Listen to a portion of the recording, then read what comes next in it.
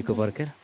আসসালামু আলাইকুম, কেমন আছেন বন্ধুরা? আশা করি অবশ্যই সবাই ভালো আছেন। কিতাহররা আমাদের সিলেট বিভাগের মৌলভীবাজার জেলার পড়লেখা উপজেলার কাড়ালতলী ইউনিয়নে অবস্থিত মাধবকুণ্ডর জলপ্রপাত ইকো পার্ক। ওইখানে যাওয়ার লাগে আমরা সব আমার কিছু আইছেন, দুইজন ভাই আইছেন সিলেট থাকি, আর আমার আরেকজন ভাই, আমরা সবাই মিলে বাইকে যাই। আর রাস্তার অবস্থা তো মাশাআল্লাহ খুব ভালো নাই, মানে যাতা অবস্থা আর কি খাওয়ার মতো নাই। অনেক বছর হয়ে গেছে যেটা কিনা সংস্কারের কাজ হয়েছে না, 10 বছর তো ম্যাক্সিমাম হয়ে যাইব। আর এইদিকে যাইতে আগাই আগাই হঠাৎ করে দেখি একটা ছোট্ট বাচ্চা বাইসাইকেল নিয়ে কাজাকাজি করে। তারপর দেখছি ওখানে আবার সাপ বাড়ি যেটা হয় তারা আর কি আপনার এই বাগানের চা পাতা বাগানের এখানে আপনার প্রধান একজন থাকেন, ওটার বিলা অনেক সুন্দর আছিল, কিন্তু আমরা উঠতে পারছি না, ওটার সময়ের স্বল্পতার কারণে এই বাড়িতে সন্ধ্যা হয়ে যায়। আর চলে আসলাম মাধবকুণ্ড ইকো পার্কের গেইটে। এখন আমরা টিকিট কাটবো। প্রতিটা টিকিটের মূল্য 20 টাকা করে রাখছে। আর ভিতরে ঢোকার পর হঠাৎ করে দেখলাম এত সুন্দর লাগে একটা আপনার খাসিয়া, মানে উপজাতির বাড়ি।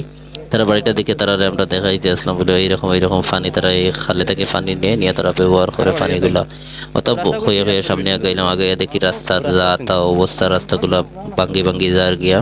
মাধবকুণ্ডর মানে কিতা হইতাম, মানে জেলা পর্যটক কেন্দ্র বা পর্যটন যারা দায়িত্বে আছে তারা কোনো কিছু করে না, রাস্তার অবস্থা খারাপ। হঠাৎ করে দেখি বান্দরে কেউ করে, আবার জুম করে তারা রানিয়া দেখি একটা বানরে বাচ্চা মহারক আর জারিও কোন বাজের মাতার তারারে ডাকিলাম, ডেকে বললাম এই তোমরা আও লামাতাও।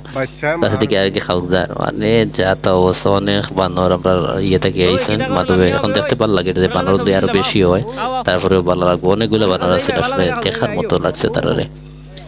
আর ধীরে ধীরে তার লগে একটু গল্প গল্প করলাম বানর লগে। আর আমার ভাই এখন এক্সট্রা কথা কইছেন, এটা আসলে মিউট করে দেওয়া আমার লাগে জরুরি, কারণ এটা আসলে না জানিও কইছেন। আর সামনে গিয়ে দেখলাম অনেক পুরাতন একটা মানে কিতা কইতাম ডায়লগ, পাড়ে ওটা নিষেধ, এদিকে উঠলে আবার ওই ঝর্ণার ওখানে যাওয়া যায়। অনেক হাঁটাহাঁটি করিয়া তারপরে দেখেন এই দেখেন রাস্তার অবস্থা, মানে ভাঙা চূড়া।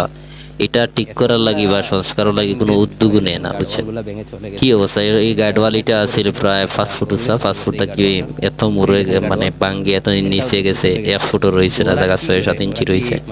তারপরেও এটা সংস্কারের লাগে কোনো উদ্যোগ নেয় না আমাদের পর্যটক যারা, মানে পর্যটক কেন্দ্র যারা দেখভাল করে বা যারা লিজে আনছে, তারা তো ঊর্ধ্বতন কর্মকর্তারা হইতে পারে। ইলা অবস্থা আর আগামী বছর হইলে এই রাস্তাগুলো ভাঙ্গিয়ে নিচে যাইব গিয়া।